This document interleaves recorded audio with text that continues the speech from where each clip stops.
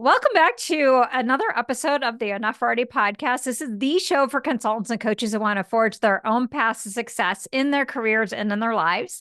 I'm your host, Betsy Jordyn. I'm a business mentor and I'm a brand messaging strategist. And I've got a very special, unique show that I'm not sure how it's going to go today.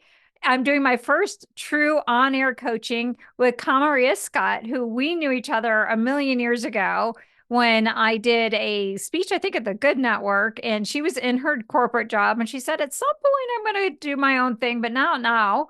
And now is the right time for her. So she's getting out and starting her brand new consulting business.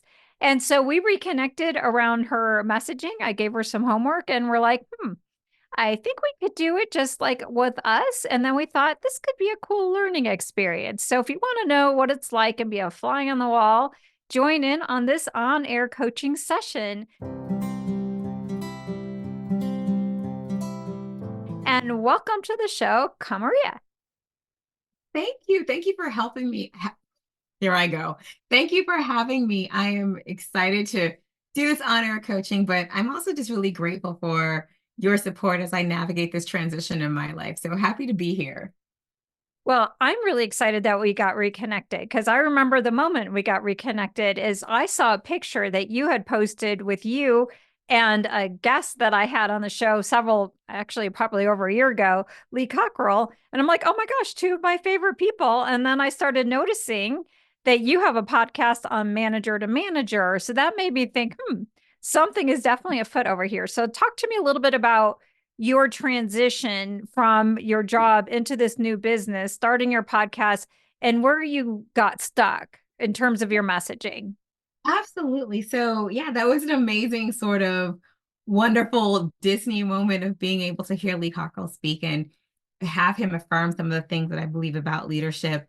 But what was really cool was just even again seeing somebody else sort of owning his brand and using that to further his career, which of course I'm trying to do. So I have been like most of the people you help in corporate America for over 20 years and have worked with some amazing companies, BNY Mellon, FIS, Accenture.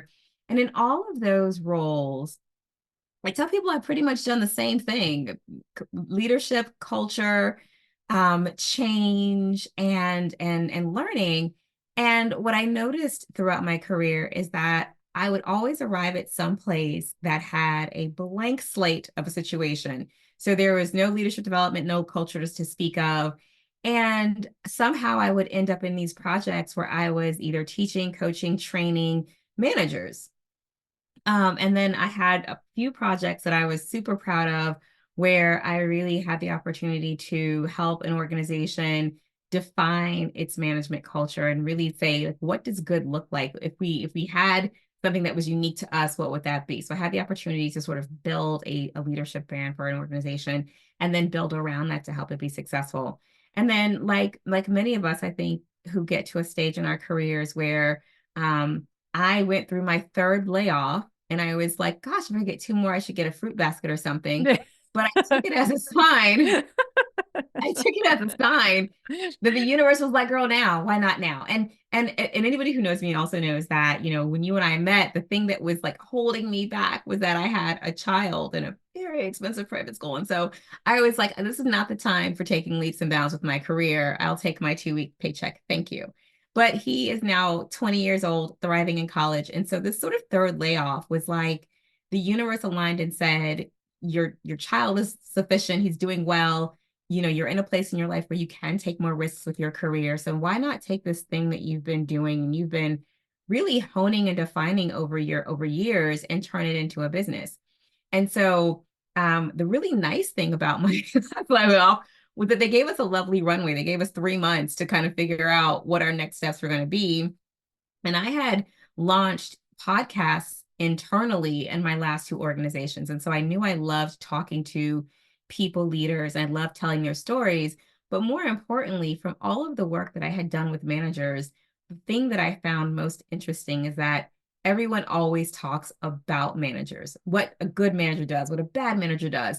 And no one ever talks to managers to hear about their experiences and what it's like to really do the role. So manager to manager became my love letter to people leaders, and it was my sort of way of talking to managers about the real life experiences of leading teams, what they do well, so they can share their best practices, and even some of the places where they struggle and they could use support from organizations.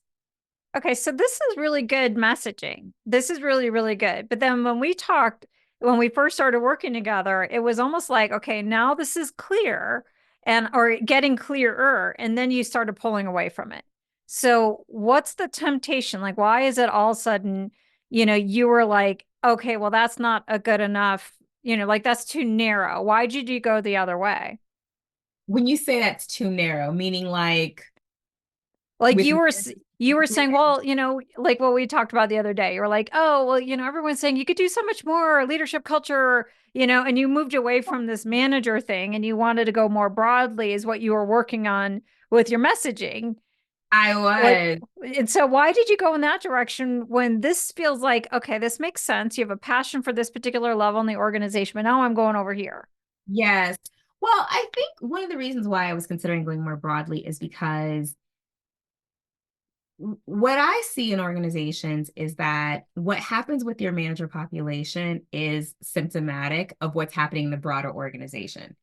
And so it feels very niche to say I work with managers and to say not only do I work with them, and not just training. So I think sometimes when people hear like you work with managers, they think, oh, she's a training delivery person. And that's not quite it at all. Instead, the broad piece is helping them to figure out how do you actually change an entire manager population at scale together. And that's very different than sending people to training. But I think, and this is where I think consultants get stuck, is from what's in my head to using the messaging and get people to understand that no, I'm not just a trainer, and no, I'm not just another person, another vendor trying to sell you management training. That was the part where I was like, well, maybe it needs to be a little bit broader so people can understand the full scope or impact of what I'm trying to help them do. Okay, so this is what we talked about the other day, that I think that this would be a helpful conversation to have before we get into why did you decide that you needed to work more on your brand messaging from that conversation. So I'm Mm-hmm. going to share what I shared the other day, and then you can respond back. Is Sure. that there's a difference between I need to explain and educate my audience on everything. Like I don't want to get pigeonholed and try to make it a marketing problem when that's really a sales problem. And Mm-hmm. so what we talked about the other day is like when it comes to your website and when it comes to your brand messaging, what you're really trying to do is just make a connection between a person and a problem and you. It's kind of like if Mm-hmm. my nose is runny, I'm going to go grab like not a tissue, but I'm going to grab a Kleenex. There's a connection in the marketplace. Now, sure, I for sure use my Kleenex to blot my lips, and to clean things out and clean my computer. And I use Kleenex for a variety of different things. But the primary thing is that connection so that I know if I have a runny nose, nosy run, no, a runny nose, I'm going to go for a Kleenex. Similar, that's what we're working on from a branding standpoint. When it comes to a client saying, oh, you have training, can you come and help me design and deliver training? I would say for any consultant or coach working in an organization, that is going to be the go-to request no matter what you say. That's how leaders think. They look for that panacea. It's training. And what I teach people in the part where you're landing work is how do you pivot the client away from their favorite solution to Yeah. of training and the words, training is often necessary, rarely sufficient. Let's back up and talk about what's going on in the business, get them to articulate their goals. And then you can share, in your proposal is like, well, actually to transform the behavior that you're looking for, we do need to have training, but we also need clear performance expectations, a supportive work environment. We need aligned measures, and we need this other whole thing. Now, let me tell you how I could help you with the whole kit and caboodle. Yes. But they don't know what they don't know. But the website and your marketing messaging is not there to educate your audience on all the things that they don't know at that point in time. They're not going to know it. So you just kind of have to accept it. And it would be great to even have on your website is management training would be great because that's what they're looking for, but you can shape their thinking in the sales process. So we talked Yes. about that. So respond to me on that one, because you might be like, that doesn't make sense. I don't want to do that. I just want the right aligned people who want my comprehensive systems thinking solution to show up. So give me your Oh, thoughts and yes. feedback on that. Well, so I'll tell you, I agree with you in terms of like using language to let people know that you are the person that they're looking for, not necessarily using language to say, this is what I'm selling. And so I think what was interesting for me is like, you gave me some great pre-work and some assignments to do, and I had to start sort of working through, well, what do I want them to know, right? How do I want them to identify their problem and even be able to recognize that they need my support? And so I think the shift in message thing for me happened when as I was kind of working through and trying to figure out, well, what problem am I solving for them, and how will they know? How will they recognize the problem? And I think you and I started talking, and it's interesting because in my natural language, when I'm not trying to put on my marketing hat and be an entrepreneur, if I'm inside of an organization, the way that the thing that people resonate with when I say it to them is your your leadership team, your leadership practices are like the wild, wild west. Everyone's doing their own thing. And you want them to be doing something that is similar and consistent and predictable that is unique to your culture. And so every time I say that to people, they instantly get it. And so I think what you did for me was you shifted my brain to not necessarily to how do I jump to solution for them, but how do I at least get them to acknowledge that they have the problem that I'm talking about? And then that intrigues them enough to want to have a conversation. Yes, that's exactly it. And it's what's interesting is that we think, there's three parts of the brand positioning that I suggest that people look at. Number one is the ideal client and the problem you solve. Like, what's the context that your help is needed and for who? The middle part is like, okay, what do you do and how is it different? And then the final part is what's the value? What's the transformation? We focus on the middle part, and that we think that that's the biggest thing, but it's like Yeah. a hamburger, like, or actually, a McDonald's hamburger. It's the smallest part. It's the least amount of things, of all the things that you need to talk on your website. It's very little about what you do. It's much more about the problem you solve and how you convert that problem into unique value. Yes. So that's what we're working on. So your homework was to do more of your ideal client archetype and really dial in. And those who are listening in, I have another podcast on the 5 things that you need to look at for your ideal client archetype. But tell me about where you're at now, and what are you starting to identify? Like, who is the client? Who's the person who's going to hire you? It's not going to be Yes. the manager themselves, likely, or is it going to be somebody else in the organization? It's going to be someone else. And so, interestingly enough, I have, and what I really loved about sort of working through these activities, and I promise you, if you're watching, she didn't like pay me to say glowing things about this. It's really great. Is that you gave me like all the step-by-step things. And even when my brain was going to, oh, it's this person, there was a little note in there that was like, is it that person or is it the buyer? And I was like, oh, okay, it's typically the buyer. So what I realized in working through my idea client architect, it is typically going to be someone who is a director or senior level in HR. So I do have a question for you because I had two in my mind. So I'm excited to be able to ask you if I'm right or wrong on this. They're going to be someone who is probably in their 40s. Um, they are going to be someone who is probably not a visionary, but they're going to be more of a sage or a warrior, meaning they're either going to be somebody who is very good at sort of like orchestrating the steps that need to happen to make something take place, or they're going to be like the decision-making person who's like, I need to get it done. I need to see an outcome. And they're going to need me as a visionary to give them, this is kind of the North Star of what you're trying to get to, and to really partner with them to be able to get to what they're bringing what they want to bring to fruition. So their strengths are going to be, or their weaknesses are going to be, they're typically somebody who really wants to adhere to the project plan, but sometimes we've all worked with people who like are excellent project managers, but you're like, yeah, but that thing that you're project managing is not going to be impactful. Or they're the person that's like, let's just do something, let's capture low-hanging fruit. So the relationship is somebody who, like with someone like me, is someone who's going to help make sure that what they're doing has impact, but they want to participate and they want to own it and they want to be able to bring it to life, but they need the reassurance or guidance and the push to maybe think of it differently or to be challenged to try a different solution.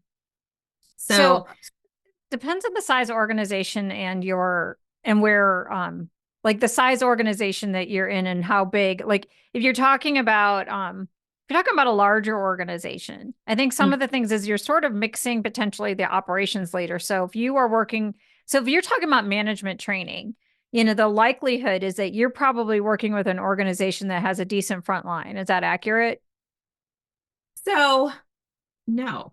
Oh, okay. So they don't. And I'm gonna tell you why. So it depends on what we say about decent front line, right? So Because so let's even back up.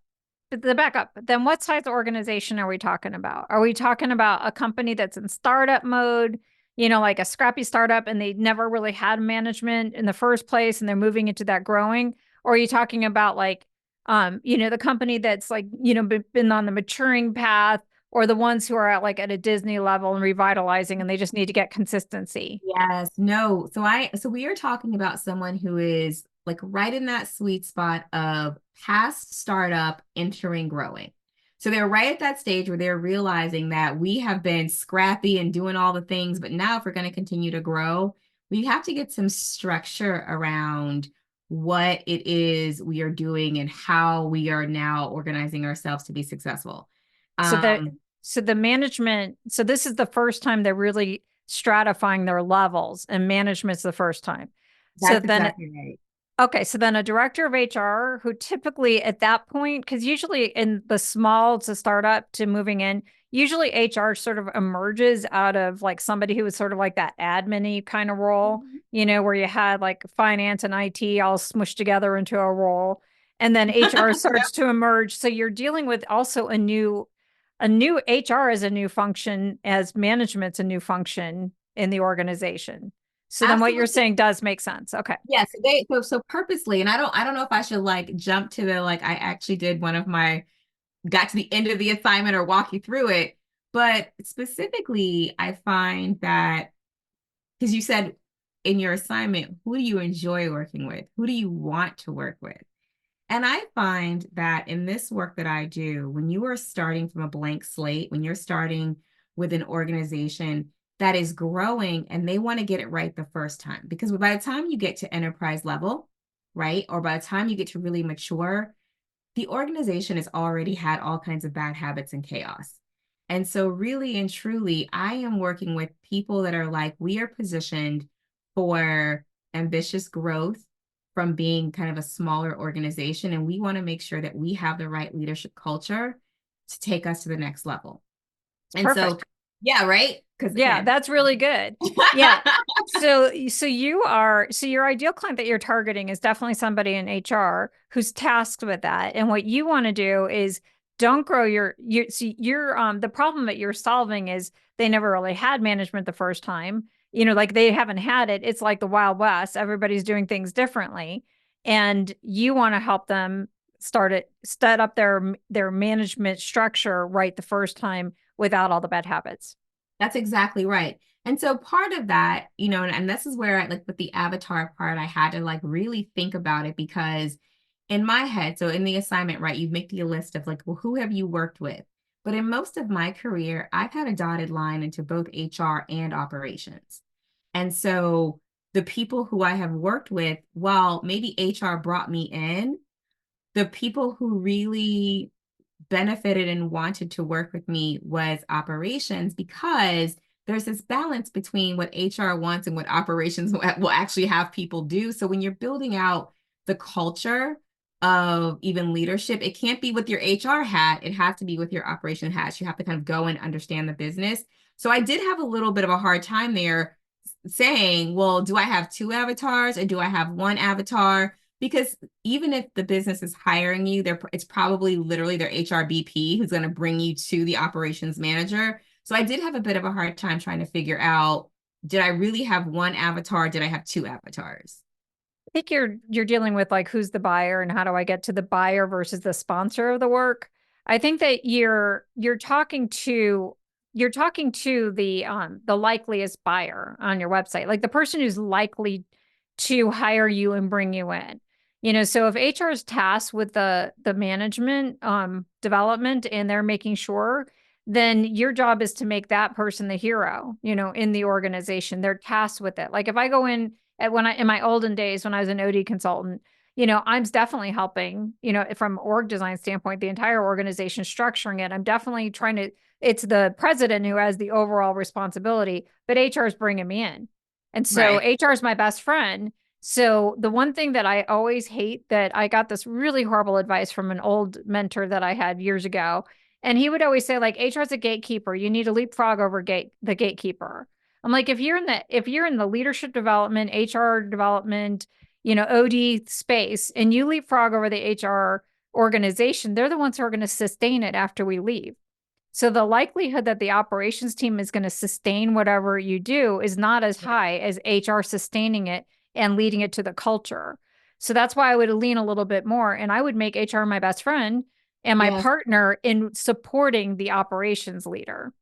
But you're Mm-hmm. looking at all the other business lines. Just because operations tends to hold the bulk of the management doesn't mean that there's not managers in finance and managers in IT, Man. managers in marketing. Mhm. So I would probably say, like, who's the most likely buyer and who's going to be there later on after you leave. So that's a good point. I hadn't thought about who's going to be there after I leave.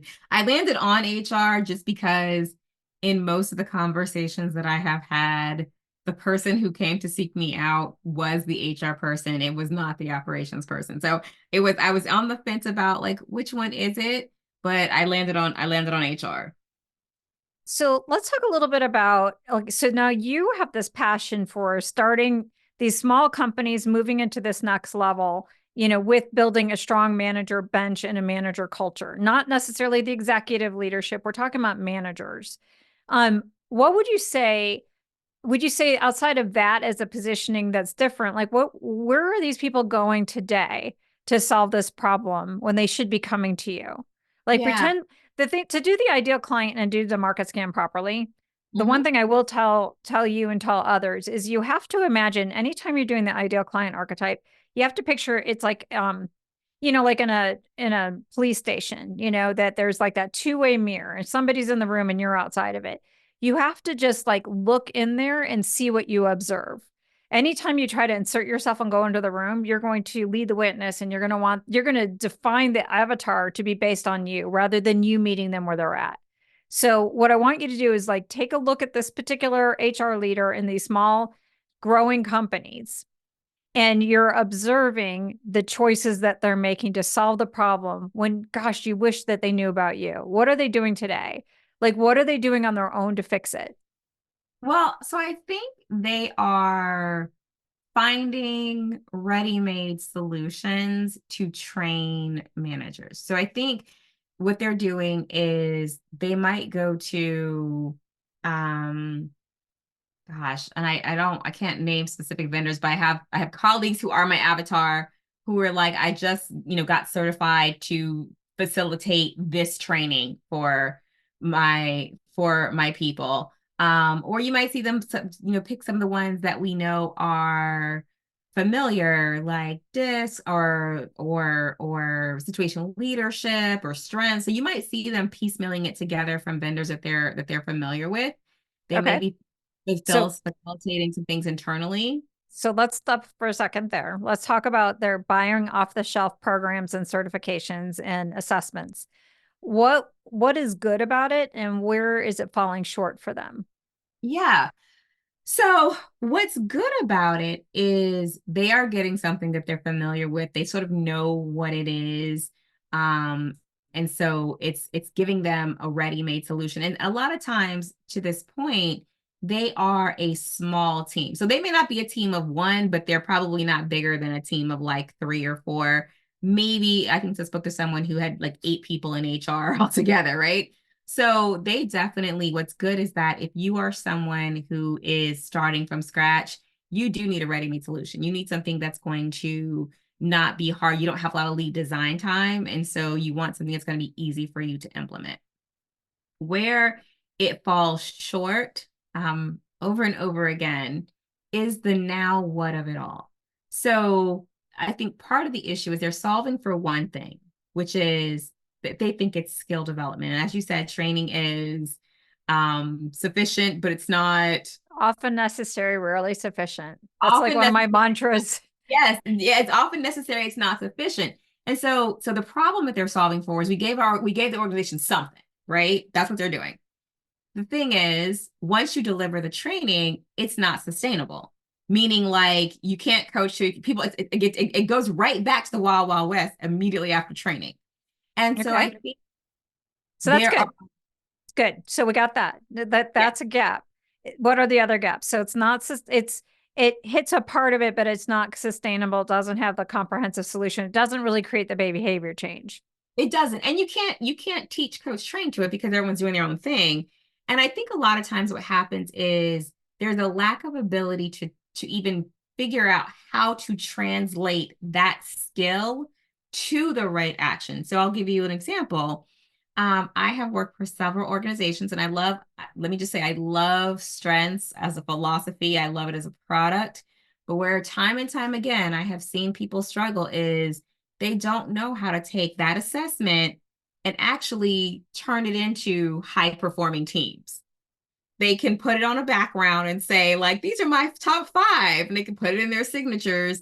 But internally, they may not have the expertise that says, here's what you do post assessment to turn this into actual cultural behavior in your organization. And so, even though you're getting a familiar product, the actual expertise to how to maximize that product, a lot of organizations don't have. Okay. So we're in the middle of our market scan here of what we're doing here. For those who are listening, what we're doing and why I'm interrupting her and pushing her is we already have one option of like in the market is people go to off the shelf type of thing, Strength Finder, Disc, other ready-made things. The good thing is you could do something to get things moving. Downside is you really don't know how to implement it. It doesn't translate to behavior change and culture. So what's another thing that people are going to? Is there other learning and development, management, leadership consultants and coaches that they're going to instead of you? Yeah, there's a plethora of like leadership development and management is not unique in and of itself. So there are a plethora of other vendors they could use. Um, You're not a vendor, so, but FYI, you're a strategic partner, but cool. Other No, partners they could use. Um, so, but what are the other, what does your competition do well? And where's the gaps? Like what's missing? well, I think some of it, I think that they do well is having visibility, honestly. I mean, like that is the when you're entering a market that's already saturated, even the fact of having visibility and having things for That's people. okay. From the client's perspective, what do they do? So I'm in the wild, wild west. I'm trying to build my management bench the first time, or I'm trying to build my management bench. Never done it before. I'm relatively new to HR. One option is I might go to a vendor and buy an off the shelf program or that kind of thing. The other I'm thing a, I might do is I might hire a consultant, another consultant. What do other consultants who help them solve that problem? What do they do really well, and where is it missing for them? what do they do really well? I think I think there might be consultants who are really honed into the specifics of their business, um, who,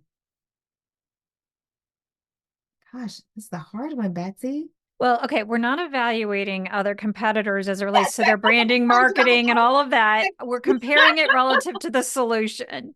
So I could say that, in my experience of, working with other consultants, a majority of them don't really care about the management. They want to get to the executive leadership.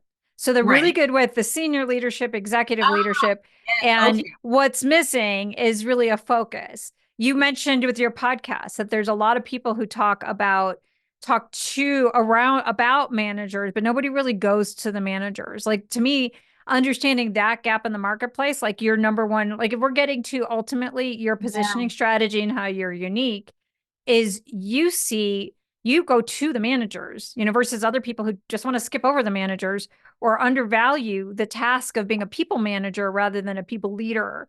Like there's like, I mean, we can go on and on from a market scan Yeah. standpoint. Yeah. So, Everybody okay, that makes talks sense. everybody talks about management versus leadership, and they make it seem like if you're a manager, you're just like nothing. You should aspire to be a leader.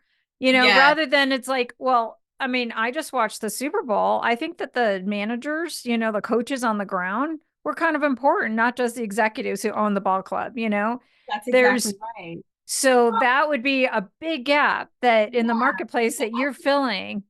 Yeah. So in terms of like what other people do well, I mean, I do think people address executive leadership and coaching very well, and they provide services that I think help executives do their jobs better.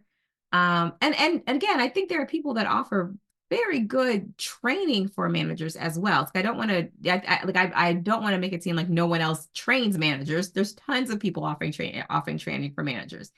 And I think so the skill development for people leaders, for managers, I think other vendors do that well. There are vendors that do that well. They're not vendors. Ah, partners that do that well. Okay. Vendors is if you buy something off the shelf, somebody who comes into an organization and does some training is not a vendor. Yeah, so okay, so I think they're okay. I'll go with that. I'm sorry. I feel like I have to mentor all of them. And like, it's like stop undervaluing yourself. You're not a vendor.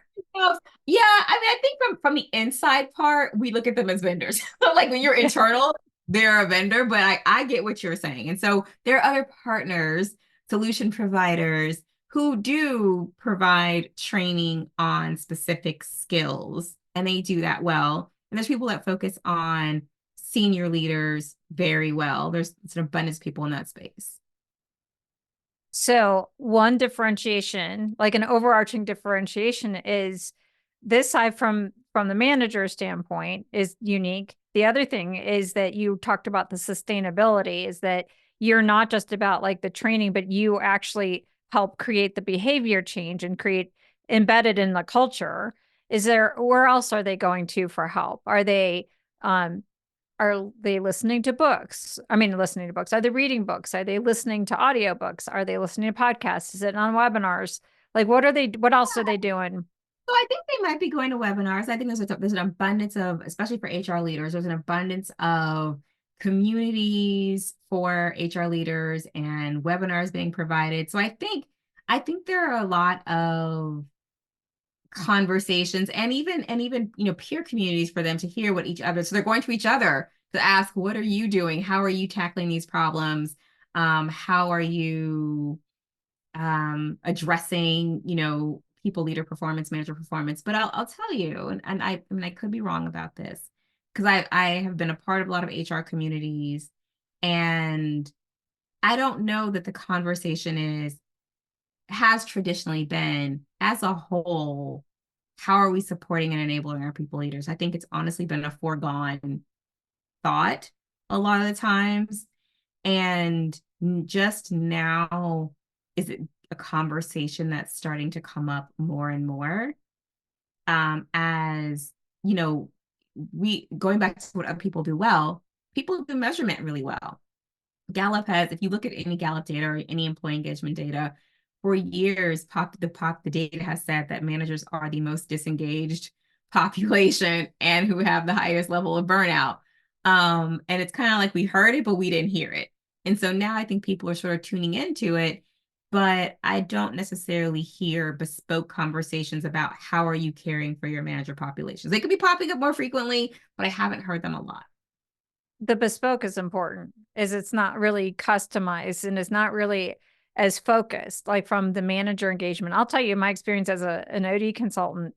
The hardest groups, the ones that I always felt like were grief groups, is talking to the managers because they feel all this responsibility and all this pressure for employee engagement. 99% of the time their hands are tied. They Yes. don't have the resources, they're not staffed up properly, they're doing 1,000 different things, and managers could just get like cut out at randomly, so now they've got like this huge group that they have to oversee. And on top of it, it's like, well, don't be a manager, you got to be a leader. They got all that other extra pressure, Yes. and they are the overlooked unsung heroes in the organization. So I think that there is something about what you're saying. So if we're talking about moving into the second part of the branding work, moving from the ideal client to the market scan, the things that you provide that might be different is maybe a holistic solution, for managers that empowers both their performance and their engagement at the same time. Yes. You know, so it's not just about maybe when we get to the value and your value proposition is, yeah, we're going to get the consistency that you Mhm. want. Like I could almost see when you start writing copy, like, yeah, sure, when you work with me, I'm going to help you stabilize and build your management bench from the first time, for the first time, no false starts, no mistakes, no bad habits, but also through working with me, I'm also going to create the conditions for your managers to feel empowered and engaged. They will stay with your organization longer and help build your culture as your company grows. I mean, we could just stop right now. I don't know what do you, but that's how you're different. Is it's Right. Yeah. bespoke. It's you give custom solutions to their organizations and ensure they have a management bench that will propel their growth to the next phase. Yes. Yes. I mean and that's really what it is because I think that, and so what's difficult about being able to articulate that is you see it for I see it from the solution side, and you have to learn to talk to it the way that you just did. So if someone were to talk to me, I'd rattle off all about the solution, how I can help them, but I might skip over the very nice, concise way that you said it. And it took me hours to get close to what you just said so naturally. So I think that's why going through the steps is really helpful. Because I'll tell you, if I can tell you where I landed. Mm-hmm. Okay. Now again, it's not perfect, but it's sort of close. So I said, I work with forward-thinking small to mid-sized businesses that have ambitious growth goals, but don't have the leadership culture to execute their strategies. So it's not as great as yours. I know, right? No, you go from we had this conversation. You go from clarity to blah, blah, blah, blah, blah, what everybody else is saying. So, when you have organizations that are trying to grow, these startup, scrappy organizations that have all of this potential for growth, and they're hiring their managers for the first time, and it's like the wild, wild west. Everybody's doing it differently and they don't know how to do it. And they're investing in all these solutions that are kind of one off, but it's not really creating that consistency that they're looking for. What Yeah. I do is I create bespoke management development solutions that not only create consistency with the managers, it also creates the conditions for engagement and the foundations for a culture that you can grow on. Like that's what you're talking about. I don't want to talk about like blah blah blah leadership Blah, blah, development. You're blah. using like these jargony words. Yes. There's all jargon. You got to get away from it. You just like record Okay. yourself, from that. The other thing I'd bring up to you if you're dealing with small to growing companies, and this goes back to another client that I worked with who was taking who was looking at helping companies scale, like their whole vision was the scale and sales. So I did a bunch of research on, what is it that, investors are looking for and what are buyers looking for? And the biggest thing that they talked about, besides like being able to have like a really good, financial picture and, and all of that kind of stuff, they look for the business underneath the business. And a big Mhm. part of the business underneath the business is the management bench. So if you're talking to companies that really want to scale and they're looking for investors or they're looking to sell at some point, they have to build the business underneath the business. And one of the things that, doing the research, I don't have this from personal experience because I worked with the larger Yeah. companies that didn't never, they were not going to sell. But, just if you are looking for that, I would also do some research to figure out like, okay, how does this play in the business underneath the business? And building the management capabilities. Because if you're in that small growing phase, these entrepreneurs, like the way that the entrepreneurs have to shift their perspective is, when they're in the startup scrappy mode, they're entrepreneurs, then they move into business owners, then they move into business leaders, then they move into executive, like the top person at the top. If they Mhm. understand the role of the managers as the people leaders, that will force them to elevate their perspective and you play a key role in the business underneath the business. So you could also, I would just do a little bit more research before you put a bow on your brand positioning as Okay. part of what you would say is the value. Like, I'm going to help you build this company. that's built on this strong foundation, building it from here because, and talking about it from that standpoint. I don't know if that Yeah. makes sense. No, it absolutely does. So I think that is, part of it. And I hadn't, I went back and forth between whether or not like people who are scaling to sell is the right client, only because I'm not quite sure that the priority is there. And so even in sort of thinking about like, well, what does it look like? Like who are the people that I have traditionally helped that are smaller? They were growing, but they weren't like startup tech companies that are just basically like, how can I scale it to a point and then spin it off and try to keep everything as lean as I can until somebody buys it. So I will Yes. have to do more research in that area. So it's these companies that really have their sights set on the scalable success, the sustainable success. So they're moving out of this scrappy startup mode. They got their sights set on scalable success. And therefore, when they are hiring their management, or they're really developing the management, they want to do it right the first time. Right now, it's the wild, wild west. So Yes. as we kind of like wrap up what we've been talking about, here's like a few tips that I would probably say is I think for you and maybe others like you really do know what you want to do and why you want to do it. But there's this weird translation that happens is that you go in your head. And so Yeah. somewhere from here to here or here is it goes into some sort of gobbledygook of like corporate lingo, and it's like I gotta sell myself. What I would suggest is like stick with your initial, like if you're just talking off the cuff, like record yourself when you're chit-chatting with people, and it's like, it's like the Wild Wild West, like that should be on your website, like I could see it, you're interested in story brand, story brand, there's a section like you start off with a pain identifier. Does developing your management talent, or growing your management bench, does it feel like the Wild Wild West? Everybody's doing things differently, and you've tried the disc test, and you've bought things off the shelf and it's had some, it had some success. You needed it because you didn't have a lot of time, but you're just not seeing the behavior change, and Yeah. you're not seeing it develop into the culture that you envision. Hi, I get it. I'm Kamaria, and I'm here to help.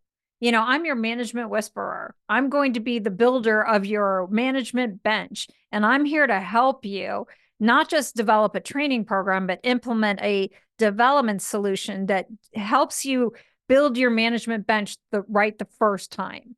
Yeah. Work with me, and I will help you. Maximize your time and money. And I'm going to do all of this while making you the hero of the organization because this is an HR person. Yeah. I'm your person. I'm your management whisperer, like that kind of stuff. Like that starts playing itself out. So thing number one is own what you really want your business to be about and don't buy into the scarcity mentality. You had said on the conversation the other day that a lot of people say, well, you have so many other things to do. And it's like, okay, well, I should add culture and this and that.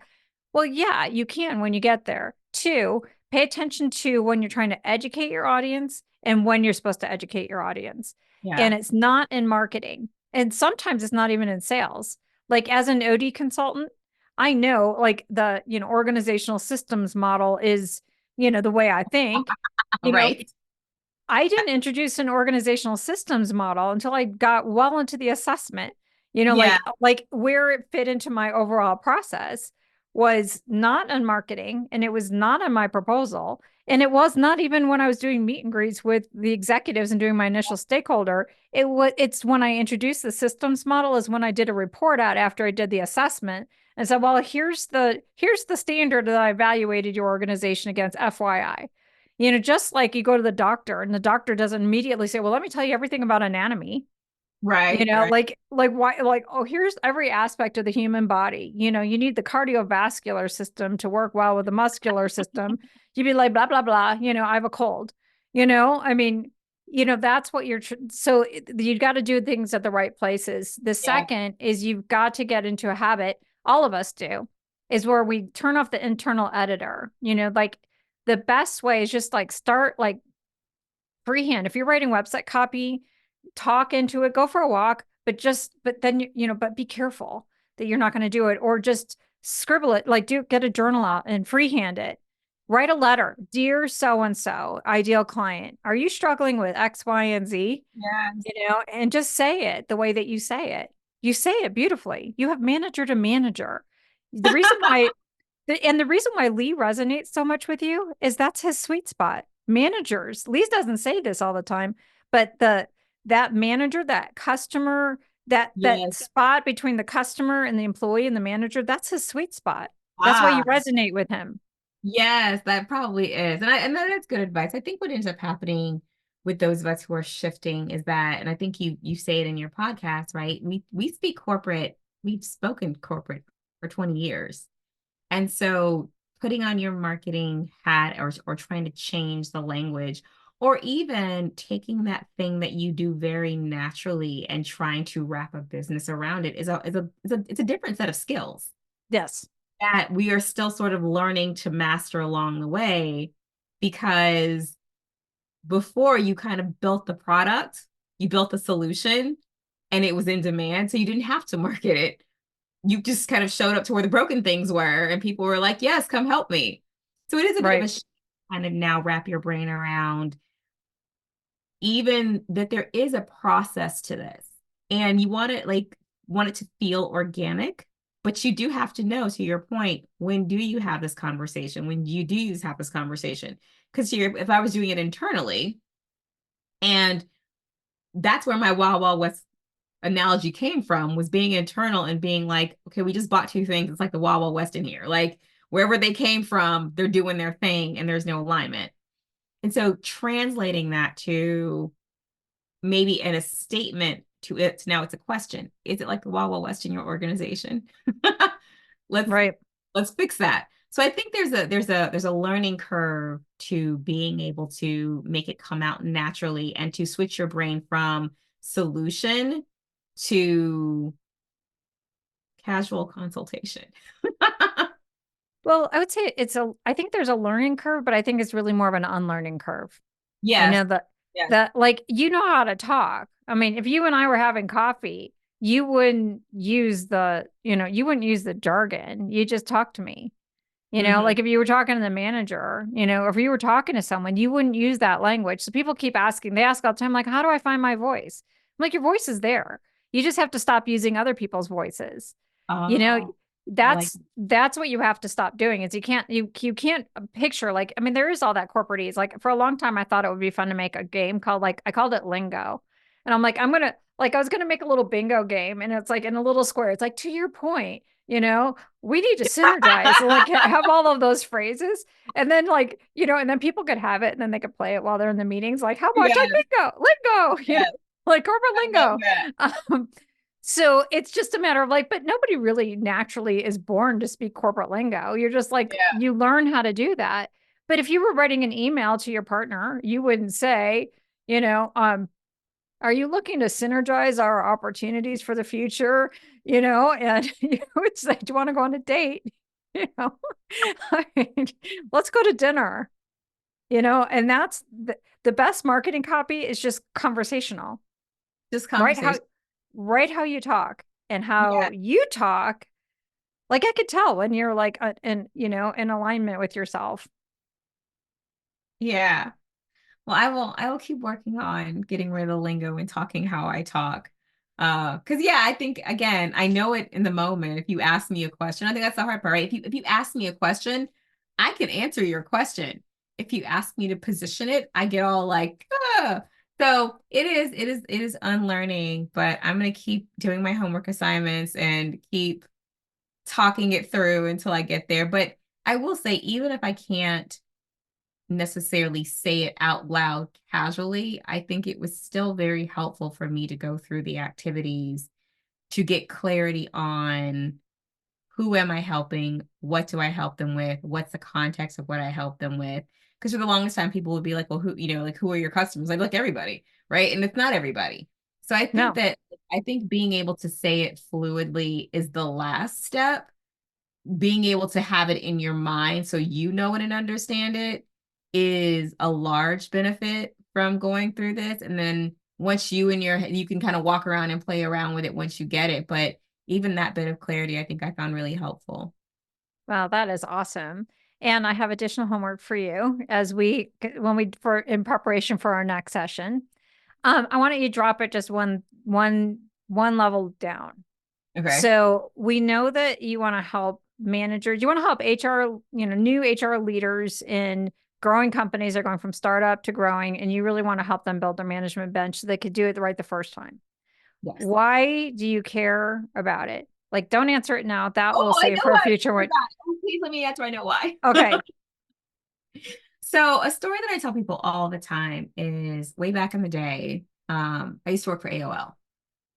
And I'm talking like dial-up AOL, like 1997. You've got mail.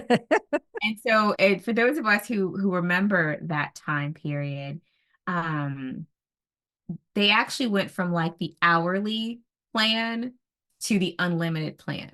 And I was 18 and I was working in their call center and I was a college freshman. And literally overnight, it exploded, right? And I tell people it was like the best of times, it was the worst of times, right? Because it was like miserable. If you ever worked in a call center, it was like back-to-back calls. We had unlimited overtime. They were like, listen, we don't care what you're wearing, just get in here, right? But it was also one of the most fun times in my life because our managers would like walk up and down the aisle with these literal carts, like comfort carts, that had like soda and pizza and koozies, and you would have cones and you could put them on top of your desk or you could IM them. But there was this sense of we, right? We are all in this together. And so as I was sort of doing my homework and gathering my stories, I've always told that story. And I thought it was like the impetus of why I love employee engagement so much.